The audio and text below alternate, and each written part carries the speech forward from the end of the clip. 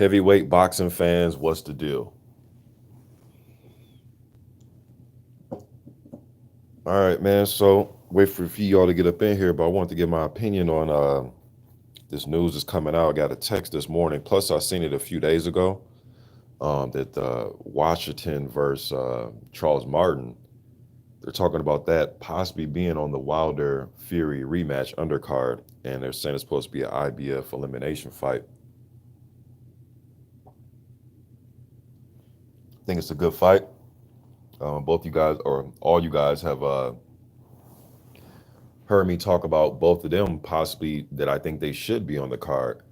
And they're two names that I've been bringing up over the last couple of weeks as this undercard starts to round itself off. So they're two guys that I've been talking about being on this card. Kaunaki and Brazil are the other two. So I'm okay with this fight. Um,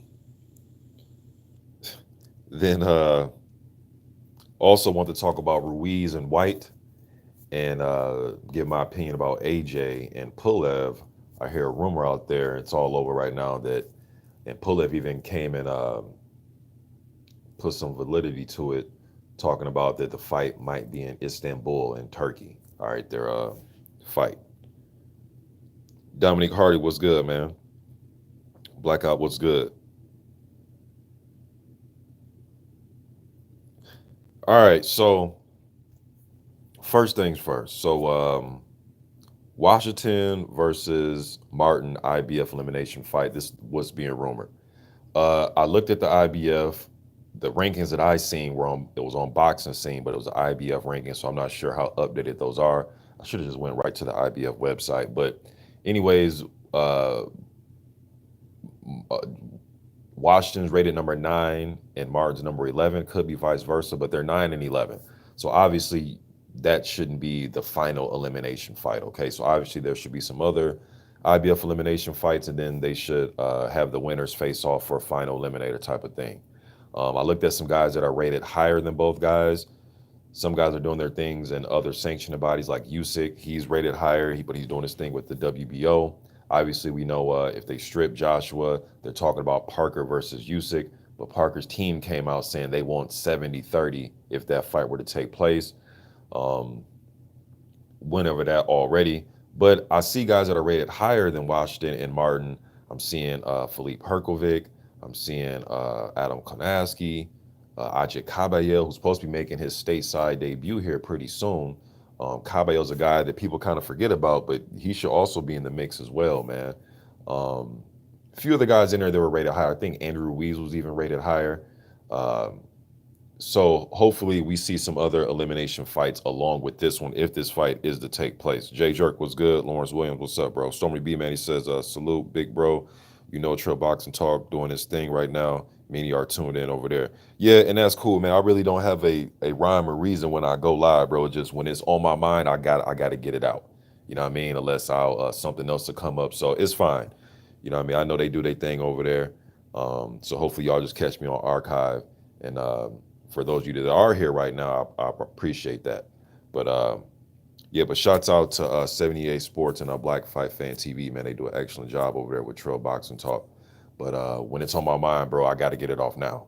You know what I mean? It's just kind of been my thing since I've been on YouTube for the last shit going on 11 years now, man. You know what I mean? So I got to drop it while it's hot. But yeah, man. So there are some other guys rated highly in the IBF. So I hope they make some other elimination fights. Hopefully this isn't how the WBC did it with Brazil, where it ended up coming out that even though that the fight was presented to Whyte to fight Brazil for a mandatory, that final mandatory spot, but at the end of the day, it was Brazil versus Molina that ended up being the the final eliminator. And I don't think this type of thing should. I don't think Washington versus Martin is worthy of a final eliminator type of thing. You know what I mean? Not when there's guys that are rated higher and guys that are seem to be on the same level. And I want to see the guys in the ring. Now, with Konaki, I will say he's beaten both of these guys. So he's kind of in the clear from, I won't say in the clear because if it comes up to where you have to fight them again in an elimination situation, and you got to do what you got to do. But the fight with Washington, or I'm sorry, the fight with Martin was a very entertaining, good fight. And I wouldn't mind seeing that in a rematch. He got over on Washington. I think he beat him pretty cleanly, and I thought he won the Martin fight as well. I had him winning 6-4, but I could see that type of thing going down again. But a fight like Washington Martin should be happening. This is kind of like Whyte versus Chisora, or you know what I mean, out in the UK or something like that. These types of fights should be happening.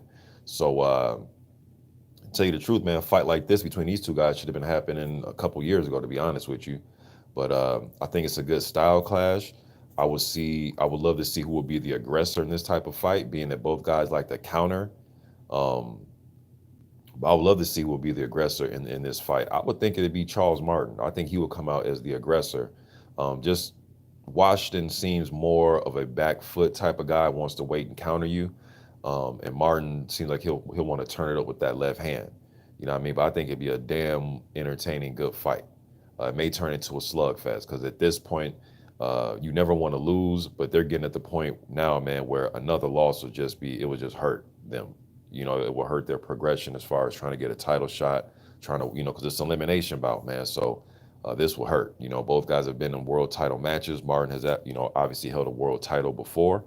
Uh, with the fight with Czar Glaskov, picked up the IBF strap, and then he lost it in his first defense to AJ, right? So, but he's came back, won, 4 of his last 5, the loss to Kanaki, and the same with Gerald. After Gerald got beat by Wilder, he did drop one to Konaski, but he's beat John Wesley No Fire. He's beaten Helenius. So some good, decent wins for him. You know what I mean? So would love to see this fight go down, man. Before I get to Ruiz versus Whyte and what I think about that, let me see who's up, who else is in here. My man Clint says, I see you working, brother. Yeah, appreciate that, man. Teddy B, Midwest Sports Talk says, this is good fight for an undercard, man. Yeah, it is. Very good undercard fight. And I wish, and I understand what Konaki is doing. He wants to headline his own card out there in Brooklyn. He has a, Polish following out there. But Robert Helenius, nobody is happy with that fight, man. Nobody is. You know what I mean? Washington just beat Helenius. Like I've said before, this isn't the 2012, 2011 version of Robert Helenius. All right. Would love to see Konaki fight in Brazil on the undercard, man. I know some people were going back and forth with me, like, why would he want to be on the undercard where the fight on television will be seen by more people? Because it's just a more high profile card. I remember back in the day, man, people used to jump, and maybe just the landscape has changed, but fighters would jump at the opportunity to be on a pay-per-view as one of the supporting fights for the pay-per-view. Because I think both of those will be on the actual pay-per-view. If Washington and Martin take place, I'm pretty sure that's going to be right on the pay-per-view portion of it. And I think if Brazil versus Kanaki were to take place on the card, all that would be on the pay-per-view. You know what I mean? So it's just like a night of the heavyweights, like that type of thing. But I guess in some situations, guys want to be the, king of their own household, so to speak, right? Have their own card and headline their own card. And I get it, but you got to seize these opportunities sometimes, man. My opinion.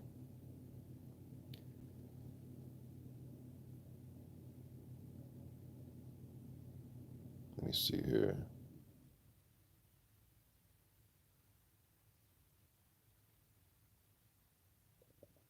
So, who else is in here? Joseph Bacon was good, man. Aladdin Saddam, Renault Rosero, Xavier the Boxing Nerd.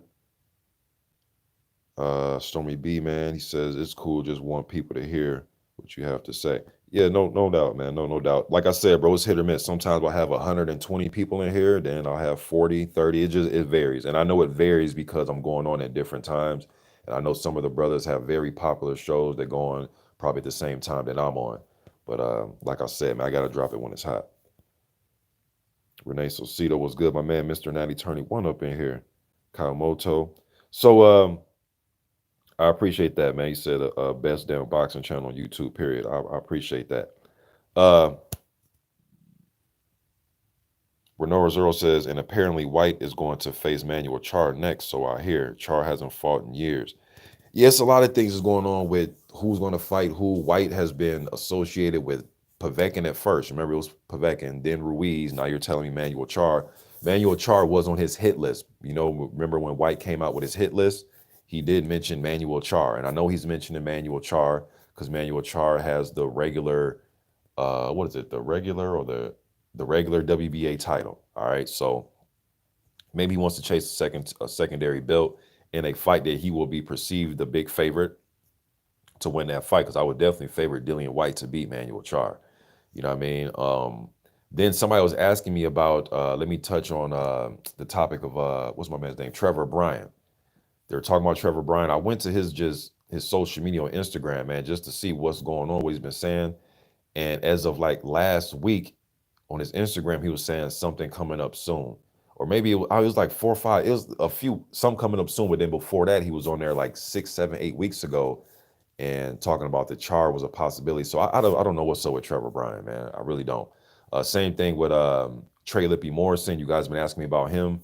I went to his social media accounts. He really hasn't been active as far as talking about boxing or anything in weeks. Like, it's been weeks and weeks. So some of these guys now, they can have things going on behind the scene, but a lot of these guys like to use their social media platform to get out the information about their career. Some guys post up stuff with them going out to eat, or they use it for personal use. But my thing is, if you have these social medias, man, and you're a professional fighter, especially trying to break through to through contender stage and all that, you need to be posting and updating the fans, man. I don't get why guys don't do it. A lot of guys are excellent at it. They get it. They get what social media is all about. So they're all constantly putting up training footage, them hitting the bag. You got to utilize your social media, fighters.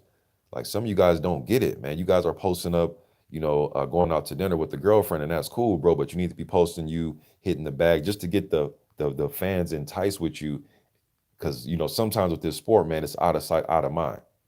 You know what I mean?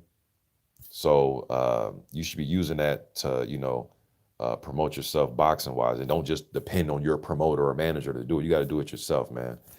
Anyways, so let's talk about Ruiz, right? So Ruiz came out with a post. I did a video on it a few days ago, asking the fans who should he fight, and within like an hour, it was just flooded with different names, right? Then Eddie Hearn himself, from his official account, he put in Dillian Whyte. Now Eddie Hearn has came out, seen the news that he says that he has offered, and Eddie Hearn's and his his adjectives, right? He offered him a huge 7-figure payday. Um, so how much how monumental was this payday? Is it? He says a huge 7-figure payday. So is it 8 million, 9 million? Is it 3 million? And Eddie Hearn's mind, shit, 2 million might be a huge 7-figure payday for Ruiz. So who knows what it is? It could be anywhere from 5 to 9 million. All right. But he says that he has offered that payday for Ruiz to fight Whyte. Now, I've heard a few videos. Some people, some of the brothers have different views on him, on Whyte fighting Ruiz. My thing is this: that's a tough fight, man. That is not a walkover fight. Look, the fights that they are saying that Whyte may take, as far as like Povetkin and Ruiz, to me, those are not easy fights for him. Just not even based on the styles. Just look, Ruiz is coming off a loss, but at the same time, no shit. Dillian Whyte, although a win is a win, he's not coming off of looking so great himself. He came in at by far his career high, 271. It wasn't like his career high by a couple of pounds. Like, it was like massive weight gain for. He looked just. Obviously, we've never seen him look that bad in the ring physically. That looked like a depressed fighter, man. Some people been saying, "No, Mr. Boxing, it looked like a fighter that wasn't ready." Yeah, and depressed. You dig what I'm saying? Like, he just didn't look. He looked lethargic. He looked lackadaisical. He looked like a lot of things, but good. You know what I mean? So, look, man, it's not a walkover fight just based on styles. Dillian Whyte's the type of guy you're not going to have to go looking for him. Although Dillian Whyte will exhibit a good thudding jab and he will try to move, but I don't mistake in that with him being a boxer mover or a mover type. He'll move at certain spots, but Dillian Whyte wants to bang. And one thing that Dillian Whyte won't do that Anthony Joshua did that made Ruiz not look good was move around and use the jab and move laterally pretty much all night. I don't see Dillian Whyte doing that. One, physically, whether he wins or loses, whether he looks spectacular or not, he tends to tire down the stretch. And I think he will engage Ruiz with the fight that he wants. You dig what I'm saying? So had Dillian Whyte been on there that night in Saudi fighting Ruiz, I think Ruiz would have beat him that night. And they were both out of shape, but Ruiz looked better in his loss than Dillian Whyte looked in his win. You can probably argue that. You dig what I'm saying? But I don't see Ruiz having to chase Whyte around the ring the way Ruiz was trying to track down Anthony Joshua. I just don't see that. So look, only thing with Andy I want to see, I just want to see a guy. And I know it was the styles that made him look like he just didn't care, but I think he did give up once he figured I can't track this motherfucker down. He's not letting me cut off. He's not engaging with me. I'm fine with just going 12. Hey, I beat him the first time as well. I saw some of that just watching it. That was seeping out of the TV screen to me. Was that type of feel of it? I was getting that vibe from Andy in the ring with AJ, like enough to where it was like, look, motherfucker, I'm not gonna let you knock me out, Anthony. If you do come close, I will engage. But if you're going to run around and pop a jab, then I guess I'm going to lose a point. It's a decision. But hey, I beat you the first time. That's what I was getting from that. I don't get that feel from Dillian Whyte. You know what I mean? So styles make fights on that one. But like I said, though, some fans believe that, this is typical of Eddie Hearn and, trying to get Whyte fights off guys coming off losses, so on and forth, so forth, like Parker was coming off the AJ loss. But even going into that Parker fight, it's still, I understand coming off a loss, coming off a win, coming off a loss. And I think we put too much emphasis on that sometimes. Because it's one thing, you know what I mean? But sometimes just styles just make fights, whether you're coming in on a fucking 20-fight win streak or you're coming in on a 2-fight losing streak. Styles make fights. I'm just big into that. I know it's an old cliche, but damn it, it sticks and it's the truth. You know what I mean? So yes, he can't. Yes, Whyte's coming in off a win, but he also coming in off of being the heaviest of his career, probably looking the worst of his career. And I know he's on his, Wilder's a coward campaign and all that type of thing right now, but realistically, what I've seen in the ring, I'm not sure to favor him against any elite level heavyweight or any, upper echelon, top 15-ish, top 10-ish type of heavyweight. You know what I mean? So, but we'll see. We'll see what they decide with Dillian Whyte and with Ruiz, because they both trying to get back in the ring soon here.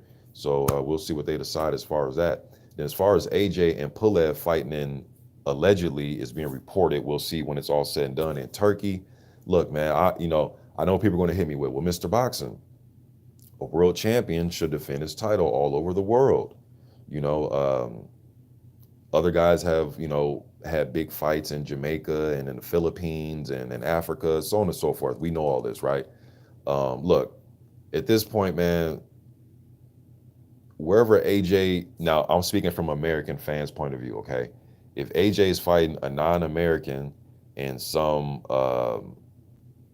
obscure country or something like that, man, hey, that's on him. You know what I mean? But if it's an American fighter fighting, talking as an American fan, I would like to see the fight here in America. Shit, I want to go see Anthony Joshua live and in person. I'm not going to lie to you. I'm not flying out to Turkey. I'm not flying out to Saudi Arabia, but I'll fly out to Vegas. I'll fly out to LA. I'll fly out to New York. You know what I mean? I'll fly anywhere in the country to go watch him. But if he's going to be way out somewhere else, that's on him. And for the UK fans, last I heard, Anthony Joshua, now this was pre-June 1st, that the UK deserves all his fights pretty much. In a nutshell is what he was saying. Now, he's had a change of heart, okay? He's entitled to do that. He's entitled to change his mind. We all are, right? But it's just funny how difference, 10 months make, right? But if they choose to do that, man, then hey, maybe that's an advantage for Pulev. You never know. Maybe it's an advantage for Pulev, man. Maybe Pulev can utilize his jab and his right hand. And we know Joshua self-admitted this, that he had some type of nervous breakdown before the fight in New York. And it was the surroundings. I don't think he had a nervous breakdown because he had Andy Ruiz in front of him. I think it was more just the surroundings, the pressure, so on and so forth. Now, mind you, going into these different countries, man, there's that pressure as well, because you're not fighting at home. You're not in your safe haven. You're not at Wembley. You're not at Principality and all these other venues in the UK. You're somewhere that's obscure. You know what I mean? So that doesn't, we'll like this, I want to see how this all plays out, man. You know what I mean? Because, fighting in these countries, it may benefit AJ. I mean, he won in Saudi, but he fought a totally different fight. And even though he won the fight, there was some moments in there where you just, as a viewer, I just wasn't quite sure what was going to happen. It looked kind of shaky a little bit when he was on the inside with Ruiz, but he held and clinched in a strategic way to get him a victory. But you just never know, man. You know what I mean? But it being in Turkey is whatever. I would rather have it in Vegas so I can go to the fight. You know what I mean? I know some UK fans would rather have it at Wembley or whatever, so they can go to the fight. You know what I mean? But there'll be some fans that travel from the UK, travel from the States to go see him. I'm just not one of them.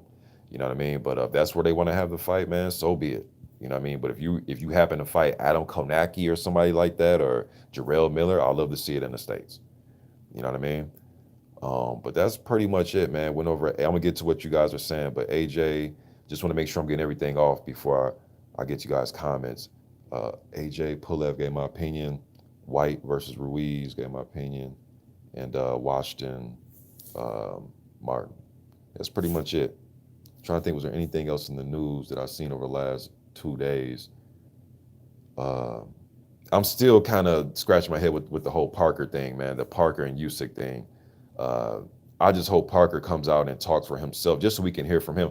Oh yeah, I want to touch on Fury too, but with Parker, man, I know people are saying, but Mr. Boxing, Parker has accomplished way more heavyweight. Yes, he has. That's no debate. That's irrefutable. I'm not even going to try to argue that.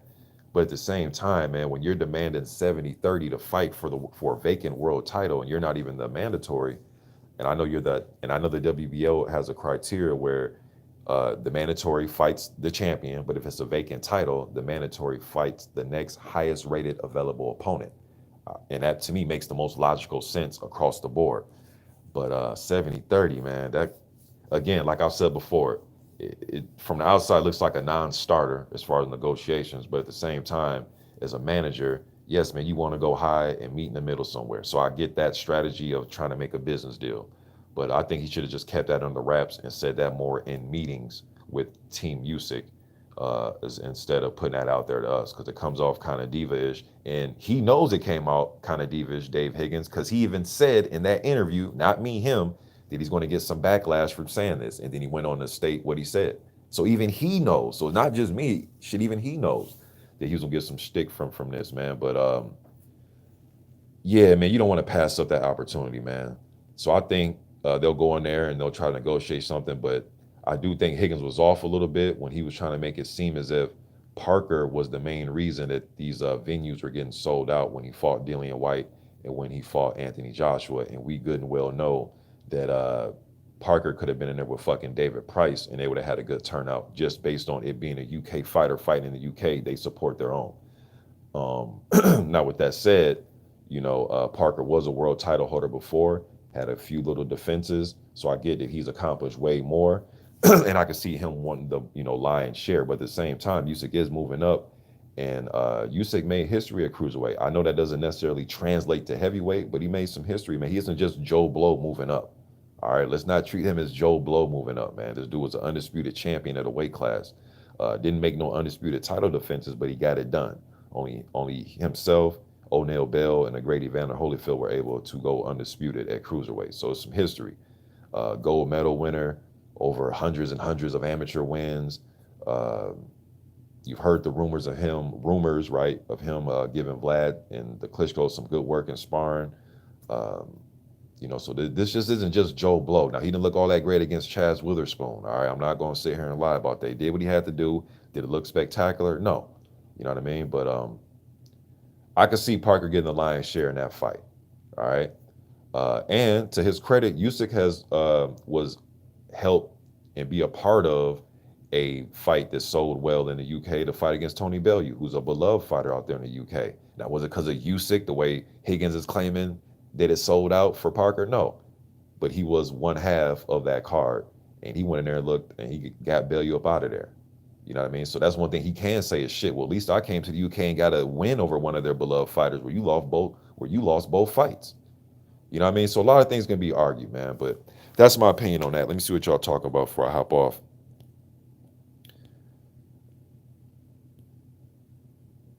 Oh, Fury, real quick. That dude is on a campaign right now that he's going to slug it out with Wilder. I really want to see how this plays out with his newfound attitude. Really not really newfound. Well, I guess he refound it, right? Because he used to fight like this early in his career when he had hair. The McDermotts and them type of fights. The Furthas and the Cunninghams, when he was fighting them type dudes, he was fighting in a more aggressive manner. So maybe, and that was close to him fighting like that was close to what, 7-8 years ago, the last time he trained with Sugar Hill or people from the Crunk was like he said 10 years ago.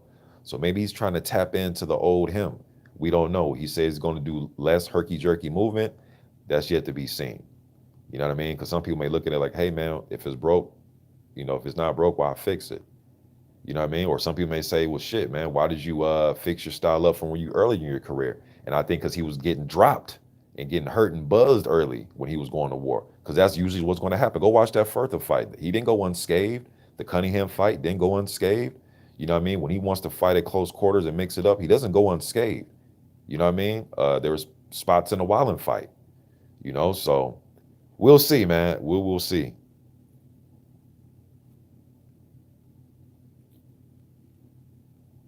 Renault Zero says, I hope at least Wilder, Washington, and FA, my three favorite heavyweights to watch. Now, Roger says it looks like AJ is vacating the IBF. Oh, he's going to vacate that. See, now um,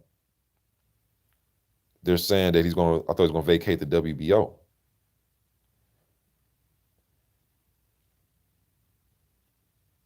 Punch Quote says Konaki ducked that Brazil fade. Yes, either his team or it was either his team or it was him or it was both. You know what I mean? But obviously Brazil's been taught, and they can't say, oh, short Brazil on record on Instagram in November was saying he wants to fight. He even put up a picture of him. You know how people can kind of create their own collage of a picture where it's two fighters facing each other. He did that and put it on his Instagram, say, hey, I want the smoke. This was in November. So he's been calling out the fight Adam, man. So this ain't just him trying to call him out, knowing that Adam has a fight announcement in a couple days type thing, some type of hype. No, he's been saying this shit for months. So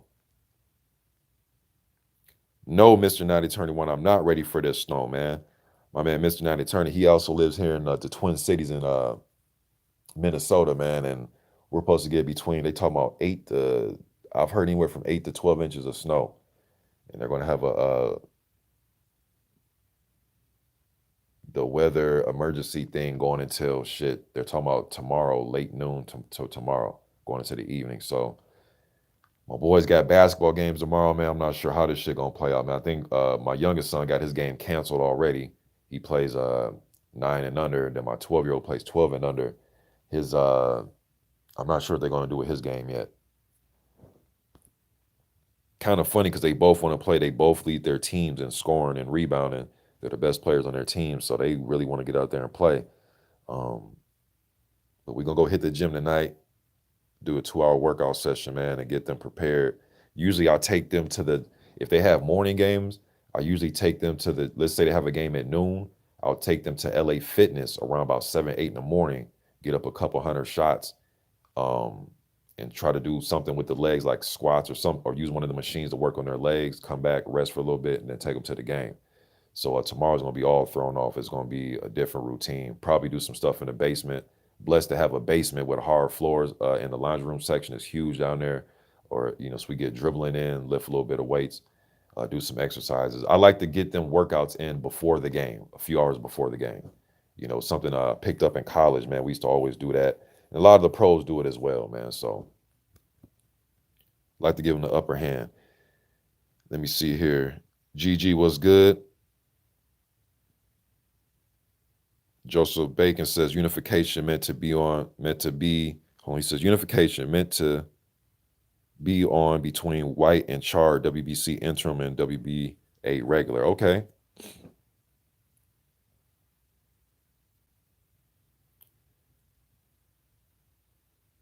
Yes, Stormy B, man. I've got to watch only one, bro. Been busy with basketball, bro. Then I've been training people. One of my coworkers, I was training his son yesterday. Building up a nice little clientele with my basketball training, man. So I've been doing a lot of training, and I train my boys, and then just been busy, man. But I did catch the first one. Great, informative piece, man. You know what I mean? So I'm gonna catch the other ones too. Y'all go check out my man Stormy B, man. His favorite fighter was Evander Holyfield, man. And he has a series, 4-part series, breaking down the career and his thoughts and recollection of fights of Evander Holyfield, man. So I've caught the first one. Definitely gonna catch the other 3. And no problem with me sharing it on my feed, man. It was worth being shared. You know what I mean? So no problem on that. Renault Rosero says Whyte is a goof walking around with a fake belt. Wilder not injured, so I don't know how he's in interim. If I was a fighter, now this is just me talking as a fan. Fighters is different. Once they see that belt, it lights their eyes up. They're proud of their achievement. So I get it. But just as a fan, I mean, what really is a secondary belt worth as far as wearing it? It's one thing to have that title, like the title of I'm the interim champ, meaning I'm gonna get my shot soon type of thing. But what's really the go? I mean, you see guys all the time walking around with regional belts and secondary belts. So I'm not saying that Whyte is the only guy doing this, but I just it's just like it comes across as like a worthless trinket to wear. You know what I mean? But hey man, more power to him. Like I said, I see guys walking around with regional belts and things like that. So I get it. It's an accomplishment. You're proud of it. I totally get that. You know what I mean? But we know who the real WBC heavyweight champion is though. And in all the other sanctioning bodies, we know Manuel Charr is not the real WBA champion. We know it's Anthony Joshua. You know what I mean? So it is what it is with these belts, man. Although belts like the NABF and titles like that, they were prestigious, especially here in America back in the 90s and 80s. Those meant something because you were going to get, uh, it was going to get you high. And we knew that as viewers watching these fights on Tuesday night fights and things like that, that we knew that those titles would get you up the rankings and closer to a world title shot. We knew it. Never were we confused thinking the NABF title was the heavyweight champion. Like we knew that wasn't the case. You know what I mean? But sometimes some of these dudes really walk around with these world titles like they are indeed that sanctioning body's real world champion. And that can be confusing to fans that don't know any better. Dominic Hardy says, hold on, Renault Zoro says, um, the way Ruiz spending, he might as well face Whyte for the bag. He's such a disappointment. Yeah, man, I thought he was stepping on the gas a little bit more in that fight, in that second Anthony Joshua fight. Dominic Hardy says, depending on which version of Ruiz shows up, in shape quick Ruiz or super heavy out of shape Ruiz, I think his hand speed will give Whyte problems. And vice versa, though, Dominic, it's the shit. Which version of Whyte gonna show up too? You know what I mean? Because if they both show up to how they showed up in Saudi, it may not only it might turn to be an entertaining slugfest. Hey, usually when big heavyweights are out of shape and they're both out of shape and they both lack in mobility, it can turn into like an exciting slugfest. Shit might look like Harper versus Areola or some shit. You know what I mean? Or it can be a complete dud with them breathing and falling and slobbering and you know what I mean, heavy and slow pace, wild, sloppy fight. You know what I mean?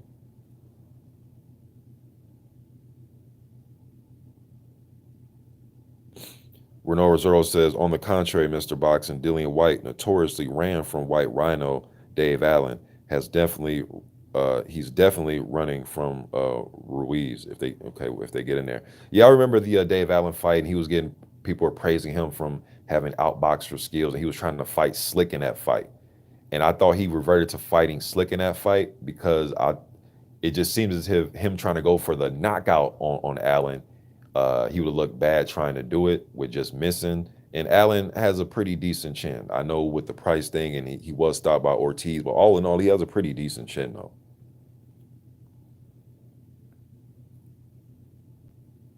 H. Khan says, Mr. Boxing, yeah, Ruiz was content to go 12 and live to fight the trilogy down the road. Yeah, because after the fight, I want another fight. I want another fight. It's like, bro, but what about tonight though? You could have done everything tonight. Mark Blake was good, man. Tyrone Smith, okay, he's talking to Zoro. Carlos Henrique says, did you get my email from Seconds Out YouTube? Yeah, hey, I got it. I didn't check it yet though, Carlos. I'm gonna check that out. I did see that, but I didn't get a chance to check it out, man. Mark Blake says, yeah, it was a shame to see Allen thrown in deep in so early. He even fought King Kong. Wonder why Whyte doesn't fight King Kong. Yes, Dave Allen was thrown in the deep end very quickly in his career. I definitely agree with that. He was fighting Whyte and Ortiz and all these dudes like damn near back to back. Then for him, for a guy at his position, you get thrown in there with Brown, then get thrown in there with Price. You know what I mean? For his level of fighting, that is pretty deep.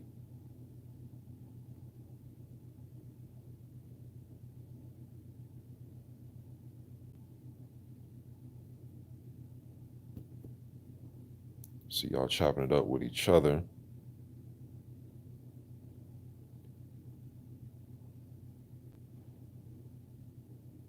Let me see.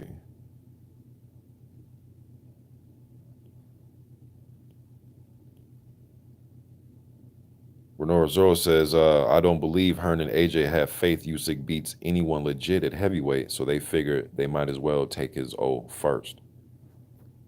Could be.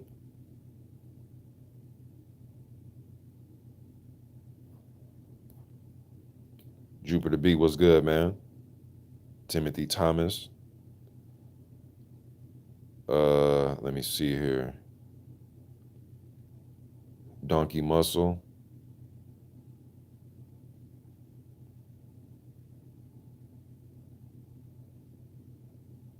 Let me see.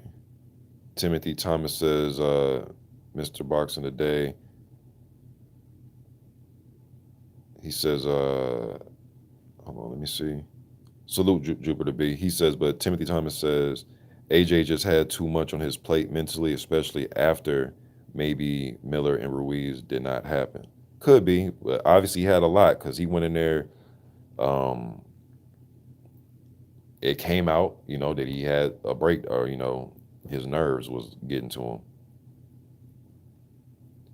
I believe that too, Timothy. I think Higgins will be happy with 50-50. And I know what he's doing. He's doing a whole, 70-30, 80-20. And then once they negotiate, hey, 50-50, all right, we'll take it. I get it. It's business deals 101.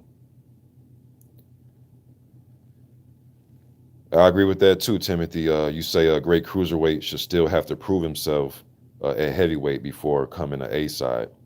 Yes, I do. I do believe he has to prove something. Whenever you move up, no matter what weight class, even when when that great welterweight wants to move up to middleweight and all that type of thing. But sometimes if you bring that star power, if you're a motherfucking Ray Leonard, then you can bring that star power to the division. Usyk doesn't bring that type of star power.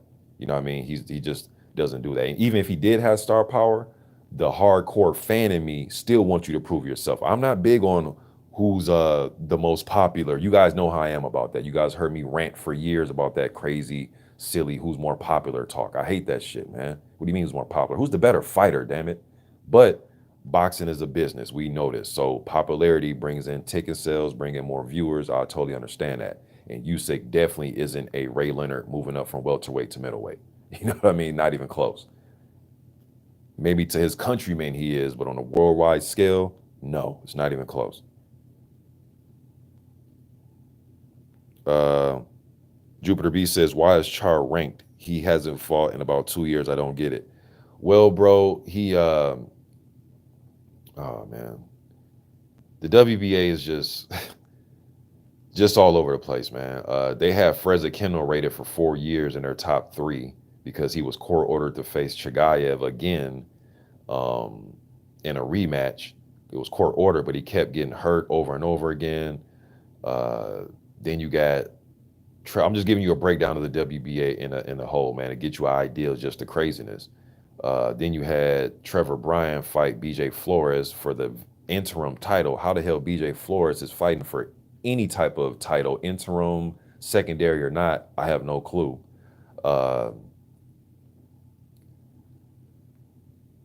It's just all over the place, man. This shit's just all over the place.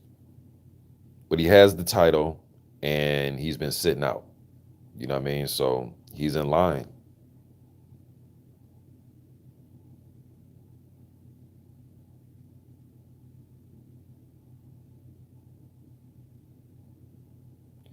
Jupiter B says, if Whyte and Ruiz are both out of shape, Ruiz would still have the advantage. Ruiz's performance wasn't great in Saudi, but it was better than Whyte's performance, and Andy Ruiz was facing much tougher competition. I agree.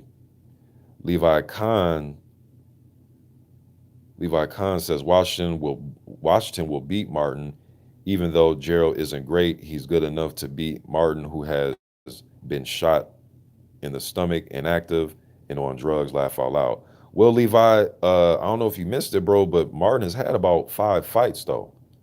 You know what I mean? And he did beat Gregory Corbin. And you can add getting hit low a lot because Corbin got disqualified. My man Greg got disqualified for hitting Martin with low blows. But yes, he did get shot. But since that shot, him being shot, that incident happened downtown LA, I believe, if I can remember correctly. He has won some fights though, man. And that fight with Adam was a damn good fight. And you know one thing Adam will make you do is fight. And I only had Adam winning 6-4. And I thought Charles Martin swept those late rounds, bro, against a high volume, young, determined, come forward that blocks punches with his face, Kaunaki. So I wouldn't just write Martin off. And I know, bro, I just know Martin, man, I feel sorry for Charles. Well, I do and I don't. I'm not gonna feel sorry for nobody to get $8 million, however much money he got against AJ. You know what I mean? He had a world title. I'm not gonna feel too sorry for you. But it's like he has to come out and do something like, and I thought the Konaki will get him over the top with the fans as far as showing heart. Somebody that wants to be in the ring, somebody that's not gonna ball up and quit. I might go, I'm gonna turn that fight on right now, man, because that was an entertaining fight, y'all. That Martin versus Konaki was entertaining. But some fans don't care. Nope, they don't even care about that. Nope, motherfucker, you went in there and laid it down against AJ. We don't respect you no more. Walk the earth like a god. You know what I mean? Like they're not gonna let this man outlive that. You know what I mean? But I think the Konaki fight, even though it was a loss, to me, uh, put him in a position, man, to where I do want to see him fight again. But some fans don't give a damn. They do not care. You know what I mean? Timothy Thomas says, okay, he's talking to Jupiter. H. Khan says, congrats to your boys. I coached my daughter's basketball team from the 5th, 6th, and 7th grade. She was a starting point guard. Ty's the quickest kid, good vision, and those handles are epic. Yeah, man, nothing like coaching your kids, man. And then with me, man, it's like when I'm in there training, I'll be training them. And because we go to several different gyms, 'cause I like to get them used to playing against some of everybody. I love for them to play people that are 3 to 4 years older than them. Just because with my drills and the way I teach, man, you have to teach kids how to be uncomfortable. I see guys going to the gym every day, work on the shit that they're great at. Pull up jump. Okay, well, man, we know that you're a pull up jump shooter. We know that you're good handling the ball with your right hand. How about you work on things that you're uncomfortable with? Going to the left, finishing with your left. Let's say you're not good at catch and shoot. You're better at shooting off the dribble. Work on things as a player, you know what makes you uncomfortable. So when I train people, I say, hey man, we're not gonna do a whole bunch of two ball dribbling and all this shit you see on YouTube with these trainers. My training is different. I'm working on things that you're uncomfortable with. As soon as you get in here, uncomfortable. Make you shoot free throws when you're dead tired. Make you put up shots when you're dead tired. Just different things like that. Weightlifting is important. The certain type of weightlifting is important. Eating right, getting good sleep, and working on and I tell dudes all the time, man, you can't just depend on working out with me twice a week and your game's gonna just go skyrocket and soar. That's not realistic. Yes, those 2 days are valuable with me, but you got to work in your game by yourself and you got to work in your game at least 2 to 4 times a day. But I got a job. Well, especially the college dudes that I train. I train a college point guard, starting point guard. I got a job. Well, just prepared to be average. Well, my girlfriend has the car from this time. I can't get to well, prepared to be average. You know what I mean? If you keep making it, well, then ain't nothing I can help you with, bro. But you got to work in your game 2 to 4 times a day. If you're that aspiring junior high kid trying to make the varsity, or the kids on varsity trying to get to college, or the college kid trying to get to the pros, or a pro trying to be on an all-star team next year, or contracts are coming up. You trying to, have a good season for the, renegotiate your contract, whatever it is, or you're trying to get overseas. You got to work your game 2 to 4 times a day. And 2 is like the bare minimum. 3, 4 times a day, man. Even if it's little 45 minute segments of if you got a garage outside where you can dribble in. But hey, man, it's -7 where I live at. Well, prepare to be average. Hey, man, downstairs it's only so big I can't. Well, prepare to be average. Whenever you give me excuse, I'm gonna hit you with prepare to be average. And that works every time. Legendary Top Cats up in this thing, man. What's good, man? Timothy Thomas says, what's good? Cold in the UK. Yeah, it's freezing here, man. It's going to be -11 on Monday. And as of today, they're talking about, even though it's a lot warmer, but it's going to be 10, or I'm hearing anywhere from 8 to 12 inches of snow.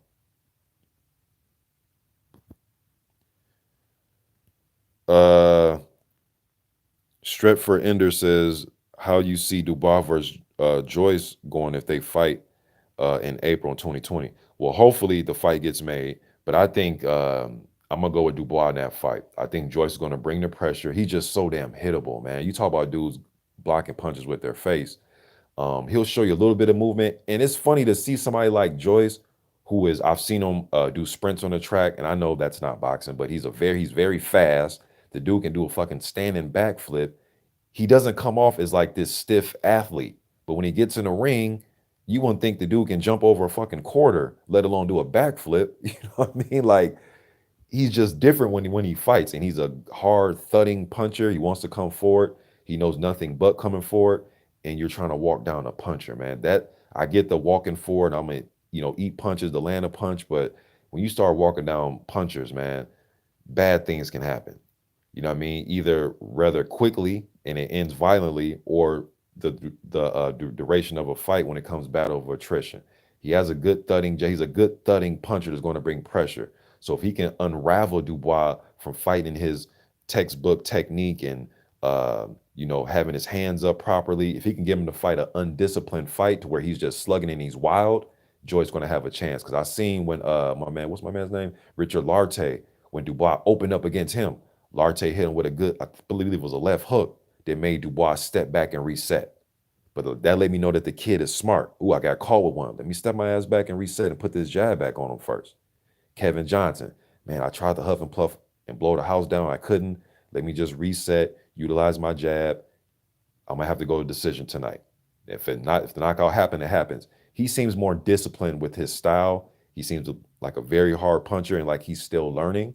So maybe Joyce can catch him in this stage of still learning. But I'm gonna go with Dubois. I think he's just a better fundamentally sound. I think he punches harder. I think he's more defensively responsible. And I think he knows if I'm caught or hurt, let me move back. Whereas Joyce, I think he's going to just lay it all out. And that's great for us, the fans. He could be sloppy. And he's oh my goodness, he's so slow. Yes, I know he's went to the Olympics and got us. He is slow, man. Damn, Joyce is slow, but it works for him. It works for him, man. So, hey, if it works for you, who am I to tell you anything different? You know what I mean? But he is slow as hell, man. At the elite level of boxing, I'm not saying for Joe Blow that works at Walmart, you know what I mean? Or one of us, I'm talking about at the elite level of heavyweights, he is fucking slow. Offensively throwing punches and defensively getting out of the way of punches. Let me see here. Timothy Thomas says, please explain the PBC to me. I want to understand. What do you want me to explain to you, bro? I'm not sure exactly what you want me to explain. It's kind of a broad question. Dominic Hardy says, any thoughts of Big Baby Miller signing with Top Rank? Shit. Big Baby Miller came out a couple days ago on his Instagram. Speaking of Big Baby, he put that picture up of him and Takum, and he was saying Takum looking like lunch in that picture or whatever. Takum actually responded to Big Baby. I've meant to do a video on that, so yeah, I'm gonna put their names in the title. Takum actually responded to Big Baby Miller on Instagram saying, hey man, you want me for your first fight? Let's get it on. That's a decent first fight back, because Takum's gonna bring the fight. I think for a first fight back, instead of fighting Joe Blow, the journeyman, I wouldn't mind seeing him fight Takum. You know what I mean? Instead of instead of Oscar, the obscure journeyman. You know what I mean? I wouldn't mind seeing him fight Takum. But as far as him signing with Top Rank, if it's official like a whistle, some good fights they can put him in. You know what I mean? Otto Wallen wouldn't be bad for starters. And if it's a good situation for Miller, man, to get good fights, hey, go look. As fans, we can say, oh, you should find with this promotional company. You should sign with this, sign with that man, or sign with this man. He has Salita on his side, getting him fights, and he also has James Prince, man, on his team as well. So I think they'll figure out something good for Miller. Hell, man, they put him in a position to fight AJ. That was his fuck up. Salita and them, look, his team did what they were supposed to do, man. So I don't doubt his team. His team has done what they're supposed to do with him. That was his fuck up. His fuck up. So it seems as if the team around him, whether he asked somebody else to help out, seems as if they knew what they were doing. You know what I mean? So, but that was his fuck up, man.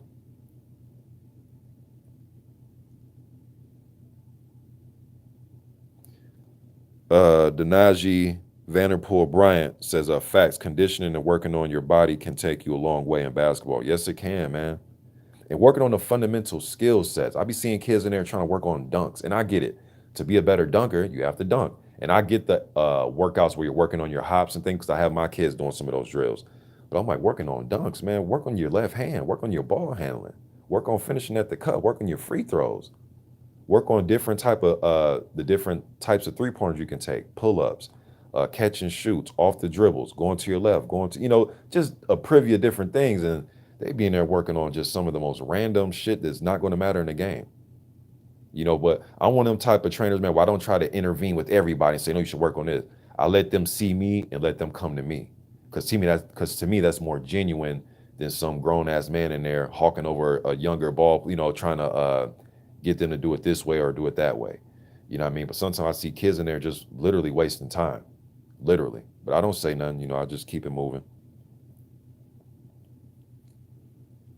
But it's funny, man, because when I'm in there, bro, like yesterday I was training my coworker's son, I'm training him, and kids just gravitate, man. They gravitate towards somebody in there teaching. And plus I'm the coach on the 12U team, and on the 9U team, I'll because I've coached both. I was assistant on that one.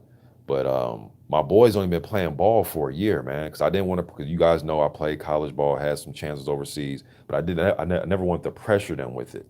So last year, December, because I've been keeping track, we've been training for going into the 14th straight month of just complete training, just complete 2 to 4 times a day training. And when they joined this year, my goal was for them just to make the team and get playing time, just a small goal. And they exceeded that, man, leading their teams in scoring and rebounding.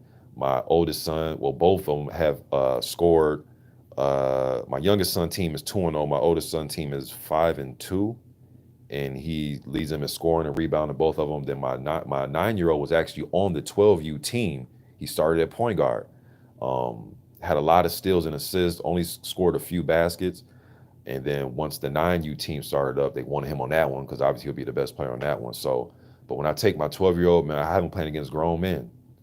We go to LA Fitness, he knows grown man time. When I take him to the Y, it's going to be more playing against suburban kids, white kids. I'm gonna talk real to y'all. You know what I mean? A lot of white kids. It's a different style of play. They're just as good, just different styles of play.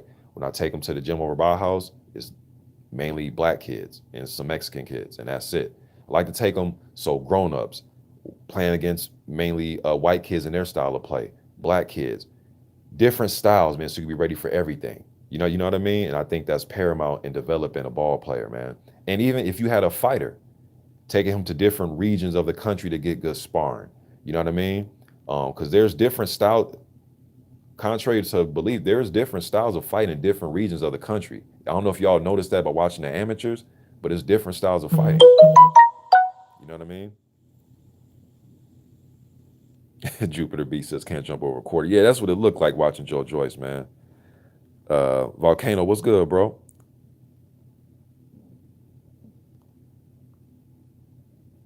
Nah, Mark Blake, that didn't happen, bro. That didn't happen, man. He was not the mandatory for 800 days. And he was ranked number 1 in the rankings, but just because you're rated number 1 doesn't translate into you're the mandatory. There's an actual mandatory guy, and then there's the rankings. You know what I mean? And no, he wasn't the mandatory for 600 days. I don't know why they keep saying that. And I know it's an Eddie Hearn, Dillian Whyte talking point that I totally disagree with because it's not true. How was he the mandatory when Dominic Brazil was the mandatory? You get what I'm saying? Like that right there just ends it all. Like, guys, I know some of you think that Brazil was not, even I have said this, the Brazil Molina was not worthy of final eliminator status. We all know that. But to go around proclaim that you are the mandatory when in fact another man was the mandatory is just ridiculous. Now, if you want to, rephrase it and say you are the #1 contender. Okay, well, you could use that as an argument. But this whole you are mandatory for 600, like, just knock it off, man. It's a fucking lie. It's a lie. It's a lie. My man Teddy B Midwest Sports Talk says you're not lying about working on your game that often. Back when I played ball daily, like every day, I legitimately could hang on the courts with some college guys. Once I stopped, it was over. Yes, man, you got to keep working on it, man. You got to. And I go out there now, man, they like, damn, you're 40? Well, I'm 39, but to a youngster, 38, 30, 37, 30, you're 40 to them. You know what I mean? I'm like, yeah, I could still dunk easily. I'll be out there killing their ass, man. You know what I mean? I put up some of my footage on my page. You guys see me. I mean, I be balling their ass, man. There was one kid out there that we played at where were we playing at? It was the day it was one of the days we went to LA Fitness. And this dude was I'm about 6'5". Dude was about 6'7", 20-year-old. This motherfucker was doing a 360 through the legs. So automatically they picked him first. And I'm just smiling. I'm like, okay, pretty damn athletic. And I was busting his ass, man. He was one of them youngsters, man, that didn't like contact, don't like to be physical. You can pump fake him that he'll fall for every pump fake, every ball fake, every up and under. Man, I was doing just old school bang. I was schooling his ass, man. Then when we ran together, he's catching lobs, reverse dunks. You know what I mean? Then he was balling again. But again, and I want to work with him so bad, but I never want to, pressure anybody to work with me. You know what I mean? So I'm just looking like, man, that kid got potential, man. But right now, he just pretty much focused on being Vince Carter, the dunker. Nothing wrong with Vince Carter, the dunker, because Vince had the jump shot. You know what I mean? Vince could play. Vince was the fucking all-star. You know what I mean? But I'm talking about he just wants to dunk. And it looked like he was more concerned with being Vince Carter, Toronto Raptors highlight reel guy than he is trying to work on his game. You know what I mean? But some kids are like that, man. Let me see. Timothy Thomas says, in my opinion, Joyce will win fight on points with jab. Dubois, too beefy, slow feet. Fight will not happen because of Warner and BT. Well, I don't know, Timothy, man. It seems as if I did a video on it the last week or so, talks have been positive. And this was confirmed by, I forgot the dude's name, but you guys know the manager that speaks for Joyce. Forgot his name. Is it Sam or Jones or whatever? That dude. He came to confirm that the talks were positive, because Warren came out and said they're having good, positive talks. So Curtis Anderson slew, bro. He says, happy birthday to the greatest of all time, Muhammad Ali. Happy birthday, champ. And shout out to my man, Curtis Anderson. Kurt Sugar.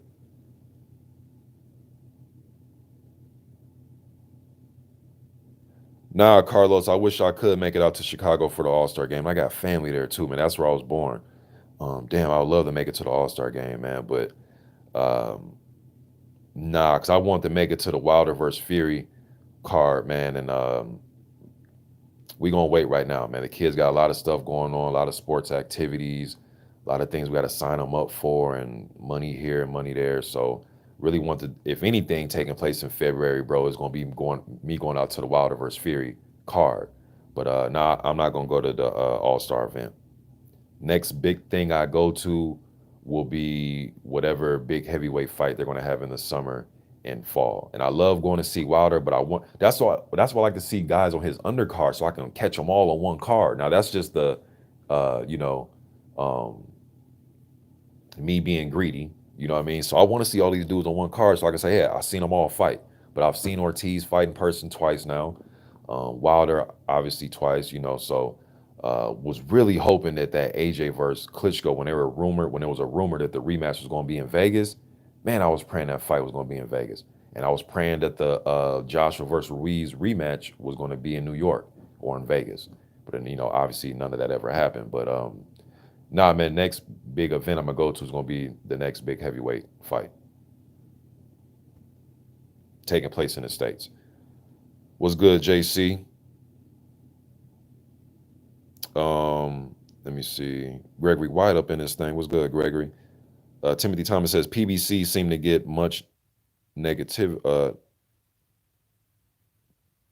on channels UK and US Boxing IQ for one side of the street, stopping fights. Is that true?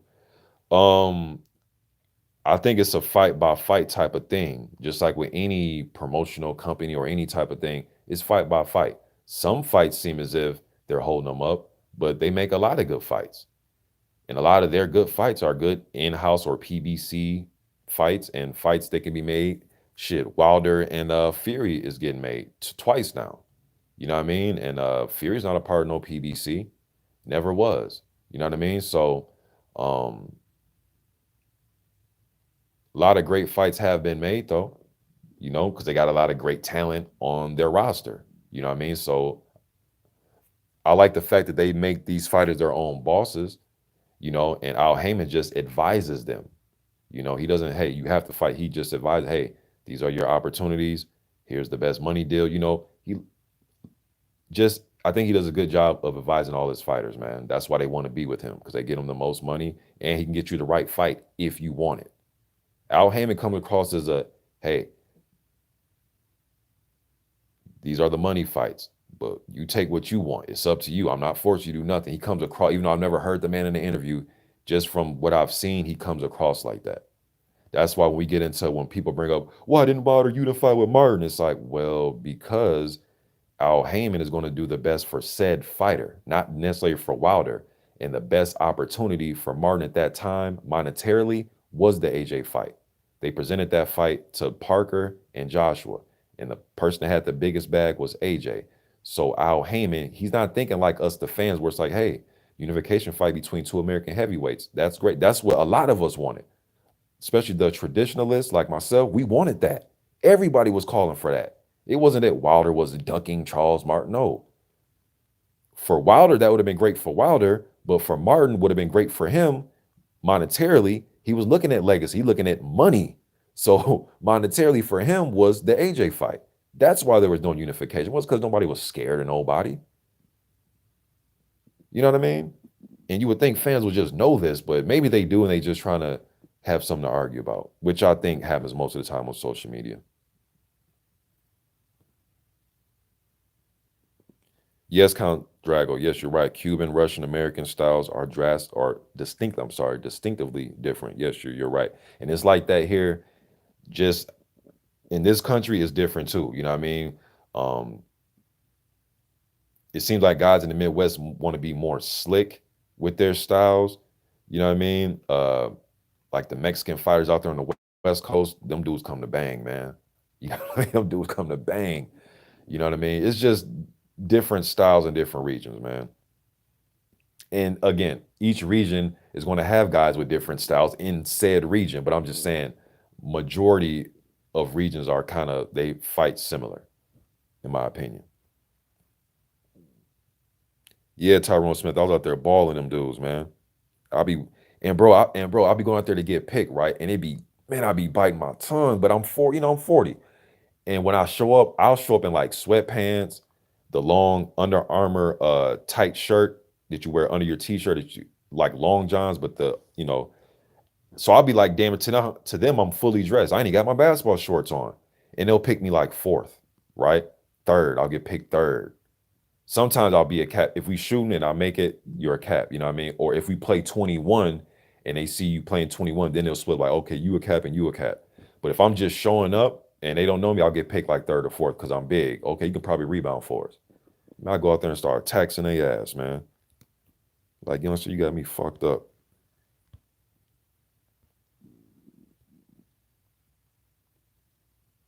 Yeah, there's a one day we were out there and I pump faked the dude and got to the basket and I dunked it one hand off 2 feet, pulled the rim, you know.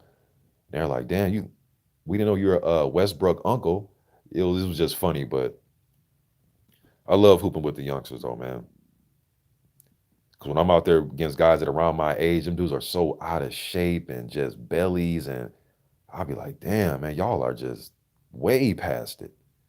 So I only like hooping with dudes my age, man. I like hooping with uh if you're a high level, like high school player, I'll play with you, and then with college, you know what I mean? So I like to play in that 17 to 20 to like 30 range.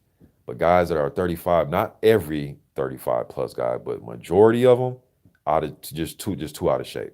Just way too out of shape for me.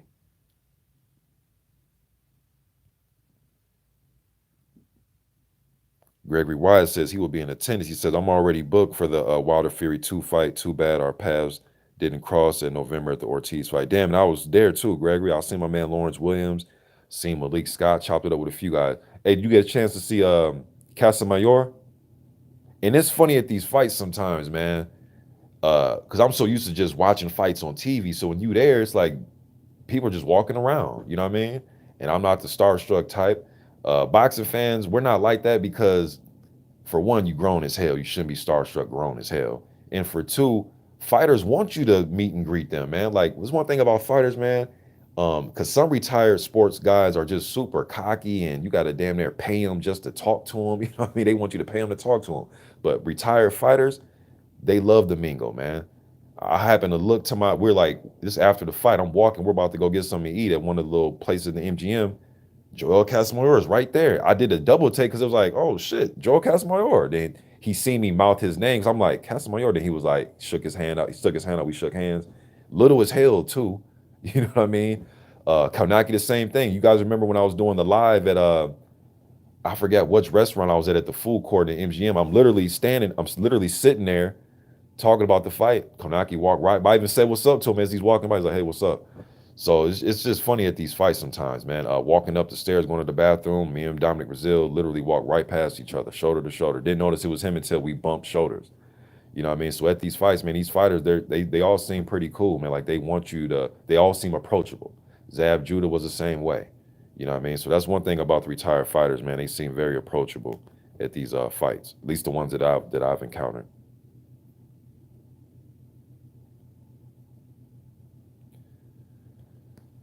Quincy Pinola says, "Who do you think makes it to the NBA Finals?" Ooh, I'm gonna say Milwaukee, and I'm gonna say the Lakers gonna figure it out if they can stay healthy. I'm gonna say Milwaukee against LA.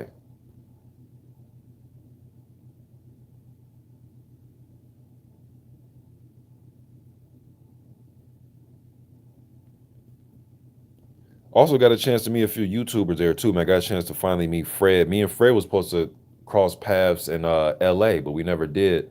You guys see him frequently in the comment sections, and he'll be all a lot of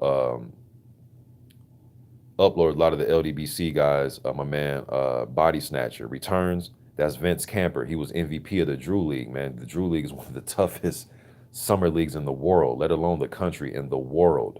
And he was MVP in 2015, and I think he was co-MVP in 2016 or MVP in 2016 and co in 20. But Vince can hoop, you know what I mean? And hooked up with Vince, man, and he hooked me up with my man El Supreme 88 on Instagram. He's a trainer, and he's the guy that trains Fred.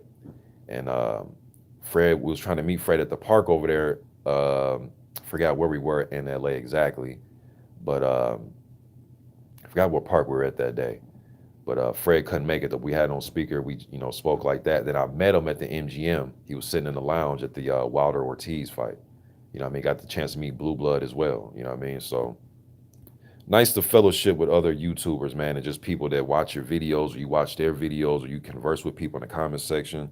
You know what I mean? So it's good to do that. Timmy, let me see. Gregory Wyatt says I ran in a black fight. Yeah, I seen he posted something on Instagram that he was at the fights, but I didn't get a chance to run into my man K Hope. I didn't get a chance to see him in person. Timothy Thomas says, so Mr. Boxing, you saying Built's pointless if fighters only concerned with money. Al not bothered with legacy. What about greatness? No, I'm not saying that Builts are pointless. I think Builts mean a lot, and I also think that the fighter himself has to bring value to that belt. What do you mean, Mr. Boxing? By making multiple title defenses, fighting your mandatories, trying to get into unification fights. I'm not saying Builts are pointless. To some fighters, Builts are pointless. And at that point, in my opinion, I'm thinking you're talking about the Charles Martin thing. Charles Martin, he wanted the money over some type of legacy fight with Wilder for two Americans fighting for unification. He wanted the biggest bag. So to him, that belt was pointless. He wanted the biggest bag.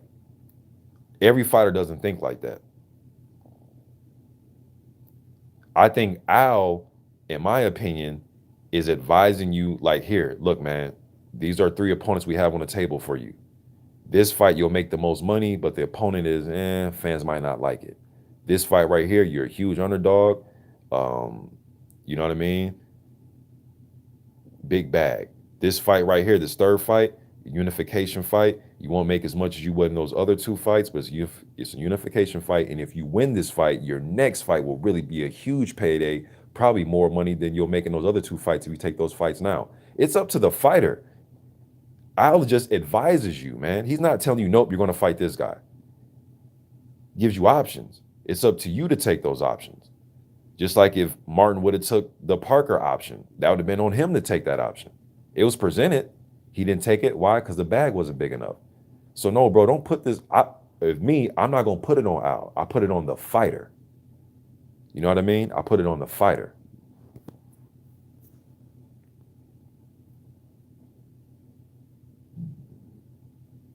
I think Al presents you with the fights that'll build your legacy. It's up to the fighter to say, you know, I don't want that legacy fight. I want that big bag fight.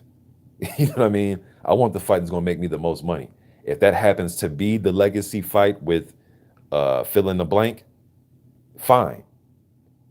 But if that huge legacy fight that all the fans are clamoring for, if that don't bring me the bag, and fighting this guy over here brings me the bag, I'm fighting to bring me the bag fight. So I put that on the fighter. I don't put that on Al.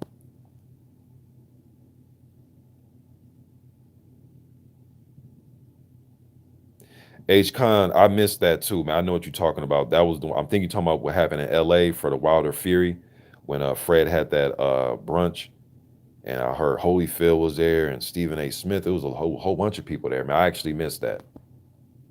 Lewis Hinton was good, bro. I think that's what you're talking about, H Con. But I remember my man Vince, Body Snatcher Returns, was telling me, he's like, bro, you ain't gonna go to the Woo, and I just heard about it like last minute, man. I can't exactly remember what happened, what I was doing, but me and my wife, we were busy as hell in LA, man. We were all over. We went to Venice, went to Hollywood. We were doing some sightseeing as well, man. So we're kind of all over the place. Was hanging out with my dad as well, so.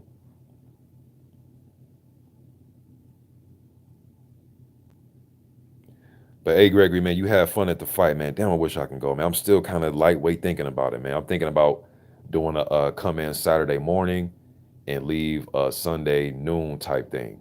Me and my wife are still kind of debating that, but you know how it is, man. Shit gets more expensive when you wait. You know what I mean? So, but most likely I'm gonna have to sit this one out though.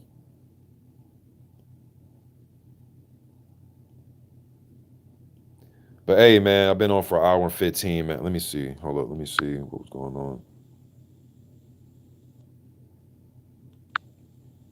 All right, man. I don't even know why. And I'm glad y'all bust this dude upside his head. We talking about straight boxing, man. I don't know why somebody would come in here and, but you know what, bro? Whenever you bring logical boxing talk, whenever you bring history or style breakdowns, or I keep telling y'all this, and I've learned this over the last 10, 11 years here on YouTube, style breakdowns, history talk, the things I like to talk about, trolls have nothing else to talk about. They're not intrigued by that. So they bring in the bullshit comments like the dude that y'all can see in the comment section is bringing up. So just bust him upside his head whenever he comes in here with a wrench and send him on his way. You know what I mean? Because he just doesn't have anything boxing to talk about. Lowland Profits, I appreciate that, man.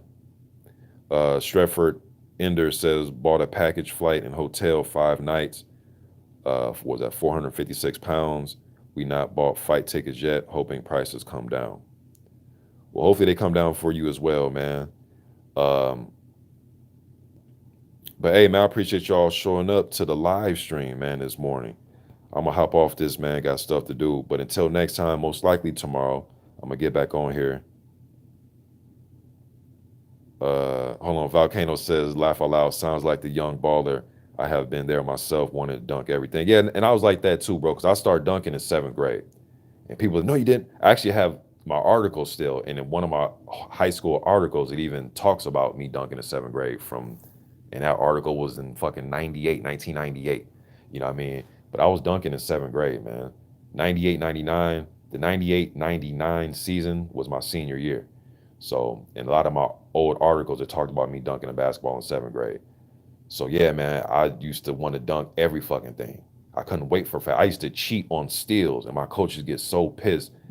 And I used to get the steals too, but when I would bite on steals and the guy go backdoor and score, I get taken out the game quick. My coach was not playing that shit. But I used to damn near bite on everything, and my damn spider senses went up when he said that we were going to press. Right when I heard press, I'm like, oh, I'm dunking. I'm getting a dunk. I'm getting an outlet somehow, some way. But yeah, H kind of heard about it, man. Damn, I wish I didn't miss that. But you says I missed a great brunch. Holyfield came through. Sam Watson, other fighters all rode through. It was great. It was over 50 people there. Blue Cali ticket. Damn, I can't believe I missed everybody, man. I know my man Jeff, or he goes by Say Less now, but Say Less was there. You know what I mean? Dream Chasing Boxing, same channel. But man, I hate that I missed that, man. Renee Box Young was good. Um, Yeah, I really hate that. I mean, it was something else I was gonna fucking bring up too. Damn. Something else I was gonna say before I got off here, man. But yeah, Sam Watson. I seen Sam at in Vegas. Like it was another one of them things where you just happen to look to your right and he's sitting right there. He was sitting actually at one of the slot machines chopping it up. He wasn't playing the slots, but he was just sitting in the slot machines at the MGM chopping it up with another brother. I don't know who it was, another older man. Just chopping up, just sitting there. It's very look, man, when you go to these fights, I didn't know that until I started going how approachable and how accessible that everybody is. And you think about it, duh, they're all walking through these hotel lobbies and casinos, but you don't know how accessible they are until you're actually there, though. I just didn't know how, like, until you're actually there. It's like, damn, you can just, no wonder they get interviews so easily when I'm watching Fight Hype and all these places. And you don't necessarily need a damn press pass around your neck. They're literally just standing there. You know what I mean? I mean, yeah, you need a press pass to get into some of the places to get better seating and, have your credentials, you know what I mean? Obviously, and get on press row and things like that. But as far as just raw interviews, bro, they're just walking around. You just got to be in the hotel lobbies and they're there. You know what I mean? Or just be around the strip. All right, y'all, let me get off here, man, before I end up talking for 3 hours, man. But I appreciate y'all showing up. Until next time, man, y'all be easy. I'm gone.